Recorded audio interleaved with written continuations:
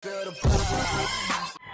welcome back mga kalapatids dito sa JP Love TV. So for today's video nga pala is magpupurga na naman tayo ng mga warriors natin, yung mga itinost natin do sa Baliwag, Bulacan is pupurgahin natin. Pero dahil nakapagpahinga na mga ilang araw is pwede na yan. Ang gagamitin nga pala natin pamurga is hammer, dahil hammer yung nabili ko.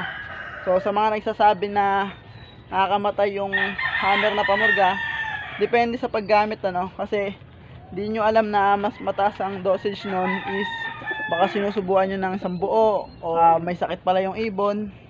So wag ganun, check nyo muna yung mga ibon bago nyo purgahin. So ito yung mga Taiwan bird natin is papaliguan din natin yan para may pag-pair na natin sila.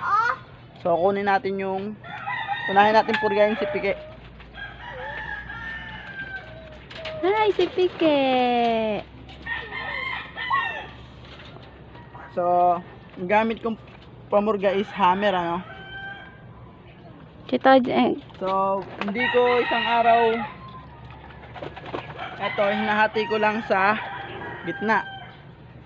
Yung iba kasi, depende sa paggamit nyo kung ilang hati ang pwede nyo gawin.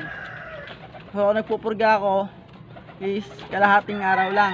So, hindi ko papakain na umaga, pagdating ng tanghali, yun, saka ako napupurgahin.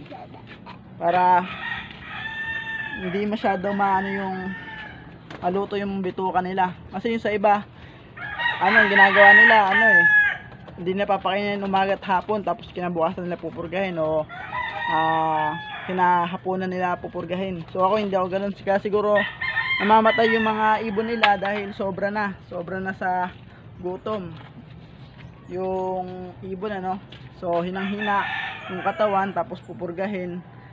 So ito tamang-tama lang is kalahating araw, o huwag mong papakainin ng umaga, sa tanghali mo siya painumin ng hammer. So ito, napainom ko na si Pike ng hammer. Sunod natin si leader tsaka si Tapang. So ito is hatiin natin sa gitna. So ito, yan, ganyan lang magpainom, hinahati ko lang sa gitna. So ito ipapakain natin, subo natin kay leader tsaka kay Tapang.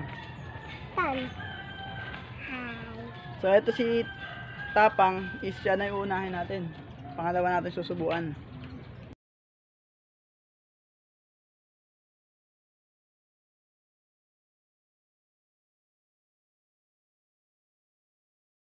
So bali na painom na natin si Tapang, is mamayang hapon is tingnan natin kung naglabas sila ng bulate, So mamayang hapon din is pwede na rin natin silang pakainin. So ganun lang ako magpurga para hindi masyado stress yung ibon o yung hinang-hina. So ito, kita nyo naman, mamaya titignan natin to. Tapos na tayo magpurga. So tignan natin si Pike. So ayan, okay na okay pa naman. Tapos sunod natin yung si Tapang tsaka si leader. So ito sila ngayon. So ayan, kitang kita nyo, okay na naman. So bali mamaya is pwede na natin silang pakainin mayang hapon pagtingin natin sa droppings nila. So ngayon is magpapaligo muna tayo ng mga Taiwan birds natin. So ito yung timba. So yan, nilagyan ko na ng tubig para bukas is pagpe-pairing na natin sila. Subukan ko na ulit maglabas ng anak ng mga Taiwan natin. So tara. So unahin muna natin tong isa nating Taiwan bird.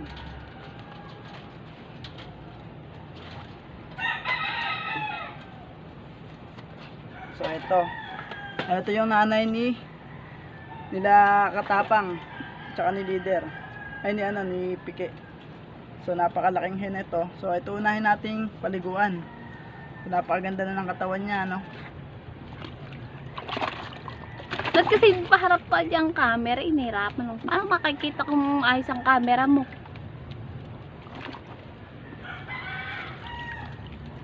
Alas ka dyan, nakmaanuhan ka dyan ng ano, pakpak na ibon dun ka sa kabila. Kaya tatalsikan ka dyan ng sabon. Yung bala ng baril mo, ayan o, lagyan mo dun sa may taas, dun.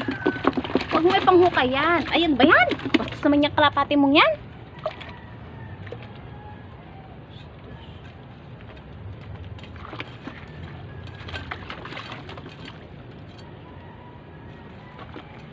So ayun, tapos na natin napaliguan si yung hen natin, ano, hen na Taiwan bird natin. Susunod naman natin si Sino? TPA na Taiwan din. So bukas bukas ng umaga pwede na natin pag-pairing yan. So ito yung cock natin, is napakaganda, sobrang linis. So ito na yung susunod nating papaliguan.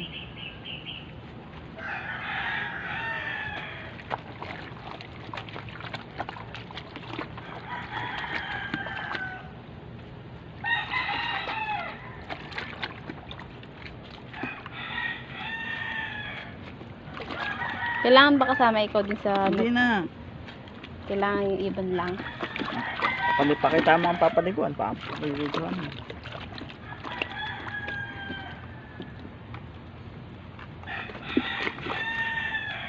Swimming, swimming.